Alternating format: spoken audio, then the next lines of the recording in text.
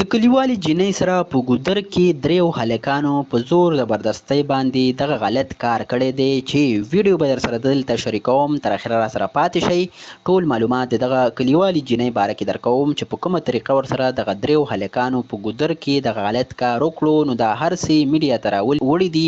دغه جینۍ وایي چې موږ په غرضیزو علاقو کې اوسېږو او ګودر ته د اوبو دپاره ځو چې کور ته اوبه راوړو. زموږ په کلي وطن کې د اوبو ډېره زیاته سختي ده. نو د هغه ځای نه موږ اوبه کورونو ته په سر باندې راوړو. دغه جینۍ وایي چې ډېرې مودې نه دغه درې هلکان ما ته تابېدل او د موقع په تلاش کول، خو چې ما سره به نورې جینکۍ هم ګودر ته تللې نو ما ته به یې غږ نه شو کولی. په دغه ورځ باندې زه ځان له ګودر ته لاړم، اوبه مې راوړلې. دغه دریو هلکانو ما له لار ونیوله چې ما ترېنه د ځان بچ کېدلو ډېر کوشش وکړو، خو په زور یې زه کمر نه لاندې بوتلمه او هلته یې راسره په زوره باندې دغه غلط کار وکړو.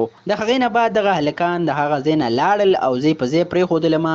زه چې کور ته لاړلمه نو ما خپل مور او پلار ته دغه ټوله واقعه بیان کړله چې دغه هلکانو ما سره په زور باندې داسې غلط کار وکړو.